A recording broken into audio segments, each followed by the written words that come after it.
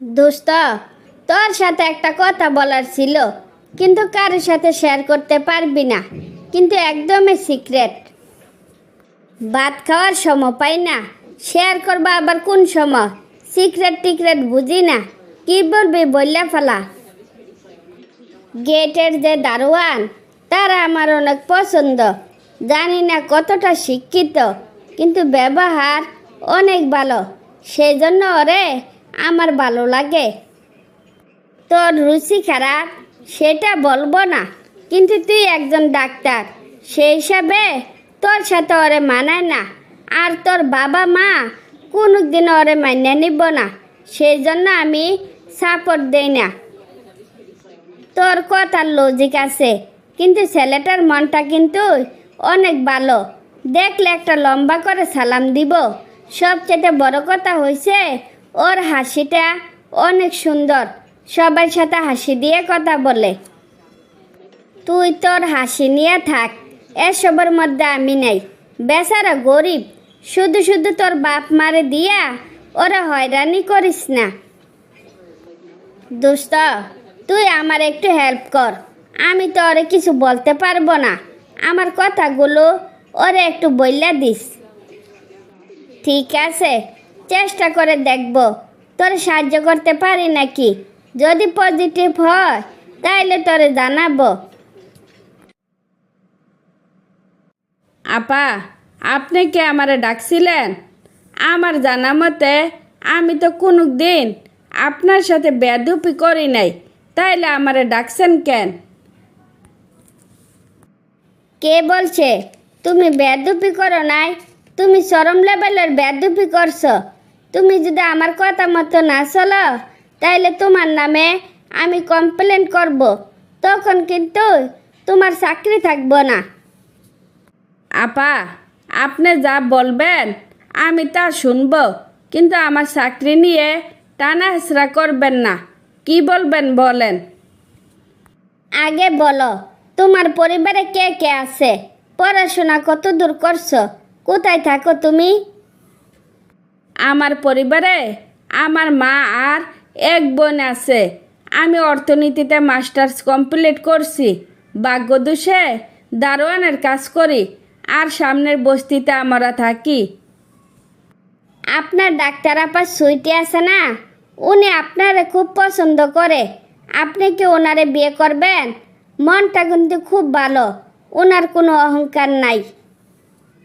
Sorry আপা, আপনারা আমারে মাফ করবেন। আমি একজন দারোয়ান হইয়া একজন ডাক্তারে বিয়ে করতে পারবো না। আমার মা অনেক কষ্ট করে মাস্টার্স কমপ্লিট করাইছে। আমি আমার মা বোনকে নিয়ে ভালো থাকতে চাই। ঠিক আছে, আপনার ডাক্তার আপা যদি আপনার পরিবারকে ভালো রাখতে পারে তাইলে তো কোনো অসুবিধা নাই। এখন আসি, অন্য এক সময় কথা বলবো। কি রে সুইটি, শুনলাম তুই নাকি ওই দারোয়ানরে বিয়ে করবি। আমি কি তাইলে ভুল শুনি নাই তো? তোর বাবা মা কি ওরে মানবো? জানি বাবা মা ওরে মানব না, ও শিক্ষিত ছেলে, তাই আমি মানানোর ব্যবস্থা আগে করতেছি, তারপর বাবা মাকে জানাবো। তুই কিভাবে মানানোর ব্যবস্থা করবি আমি কি জানতে পারি? আগে ওর একটা ফার্মেসি দিয়ে দিব, তারপর বাবা মাকে ওর সম্পর্কে জানাবো। তখন তার বাবা মা না করতে পারবো না। কি আমার আইডিয়াটা ভালো না? শুধু ভালো না, অনেক ভালো। তোর মনটা অনেক উদার, তাই তোর দাম্পত্য জীবনটা যেন সুখের হয় সেই কামনাই করব। All the best.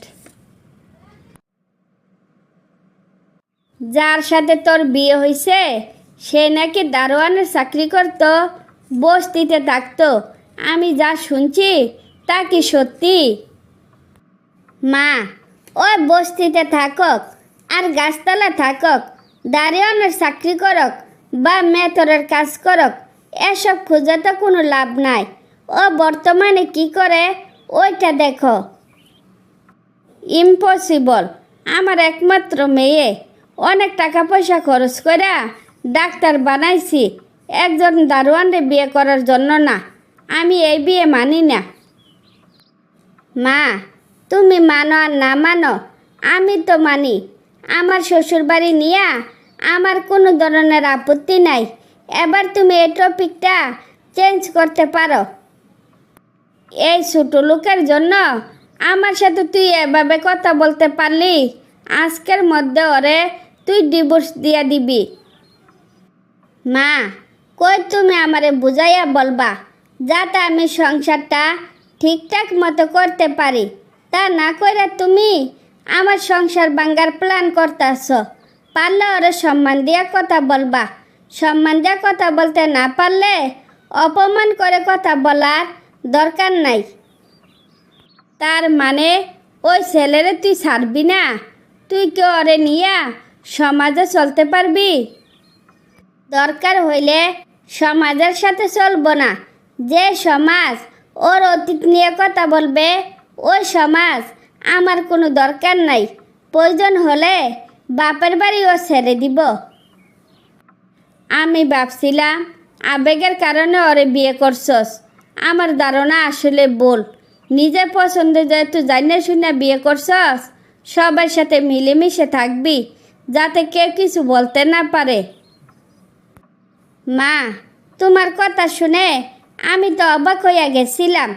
আমার সাথে এভাবে কথা বলা তোমার মোটেও উচিত হয়নি। এত উচিত আমি বুঝি না। তোর ননদ শাশুড়ি তোরে নিতে আইছে। যা, সবাইকে নিয়ে খাইতে বস, আমিও আসতেছি। তারপর ছুটি তার শ্বশুর বাড়ির সবাইকে নিয়ে হাসি খুশিতে জীবনযাপন করতে থাকে। কিরে মোহনা, শুনলাম মেঘনার নাকি বিয়ে হইয়া গেছে। তোর বাপ মাটা কি করলো? বড় বোন রাইকা ছোট বোনকে বিয়া দিয়া দিল। তুই কি আমার খোঁজখবর নিতে আইসস, নাকি খুশা মেরে কথা বলে মজা নিতে আইসস? আমারে বুঝাইয়া বলতো। তুই তো সব সময় আমার কথা নেগেটিভ চিন্তা করস, একটু পজিটিভ চিন্তা করতে পারস না?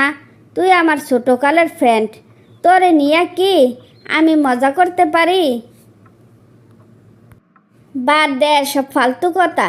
তোর কি খবর সেটা বল। শ্বশুর বাড়িতে দিনকাল তোর কেমন কাটতেছে? আমার আবার শ্বশুর বাড়ি কোনো রকমের না ময়রা বাচ্চা আছি। আমার কথা বাদ দে। তোরা একজন পছন্দ করে, সেই জন্য তোর সাথে কথা বলতে আসছি।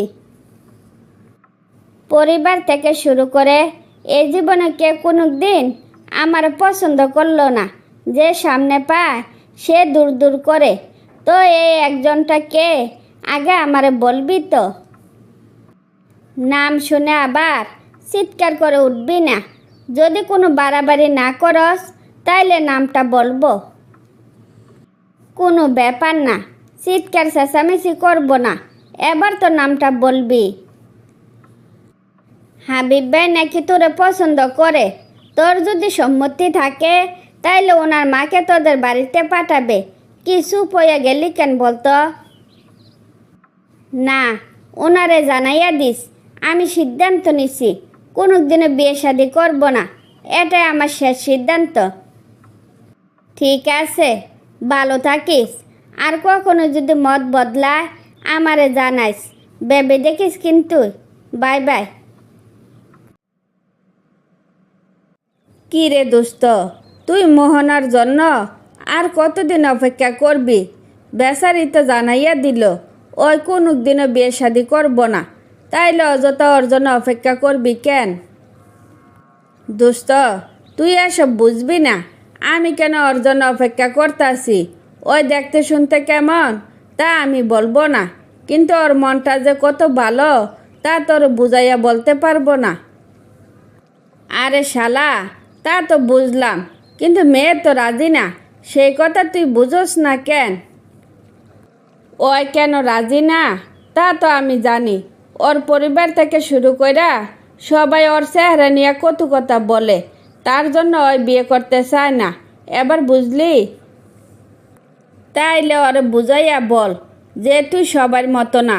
মনটা যদি ভালো হয়, চেহারা তেমন কিছু না। মনের শান্তি হইছে সবচেয়ে বড় শান্তি। দেখি ওরে বুঝাইয়া রাজি করতে পারি নাকি। দোস্ত, মোহনা রাজি হয়েছে, তো এবার তোর পরিবার পাঠাইতে পারস। দেখিস, বলো কিন্তু যৌতুকের কথা বলিস না। তোর শালা, আমার কি কোনো কিছুর অভাব আছে নাকি যে আমি শ্বশুর বাড়ি থেকে যৌতুক নিব? মেয়ে হিসাবে ওই অনেক ভালো, সেই জন্য ওরা আমি লাইফ পার্টনার করতে চাই।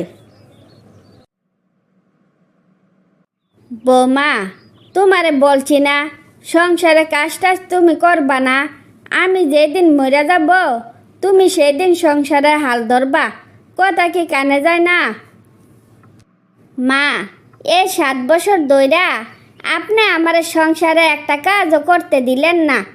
আমারে যতই ভালোবাসেন না কেন, কাজ করলে কি ভালোবাসা কমে যাইব নাকি? ভালোবাসা কমাকমির দরকার নাই। আমার শরীরে যতদিন এনার্জি থাকবো ততদিন তুমি আরামাইশি করবা। আমি চাই তুমি তোমার বাপের বাড়ি থেকে এই বাড়িতে বেশি আরামাইশে থাকবা। যাও, টেবিলে ভাত রাইখাইছি, খাইয়া নাও। কি রে দোস্ত, তুই কি মনে করে আমার শ্বশুর বাড়িতে? আমার কথা কি তাইলে তোর মনে আছে? আমি আবার স্বপ্ন দেখতাছি না তো? না রে দোস্ত, স্বপ্ন দেখতাছি না, তোর কথা খুব মনে পড়ছিল তো, তাই তোর দেখতে আসছি। শ্বশুর বাড়ি আইসা তো আমার একেবারে ভুলে গেছস, একটা দিনও ফোন করস না। আসলে হয়েছে কি, আমি শ্বশুর বাড়িতে এত ভালো আছি যে বাবার বাড়ি পর্যন্ত যাইতে মন চায় না। গল্প আড্ডা ঘোরাঘুরি করতে করতে সময় চলে যায়, সেই জন্য আর কারোর সাথে কথা বলার সময় হয়ে ওঠে না। তাই তো দেখতাছি তো মহারানী, তোমাকে নাকি সবাই অনেক ভালোবাসে। দেখলি, সবাই তোরে নিন্দা করতো, কিন্তু তুই সবার চাইতে ভালো আছস।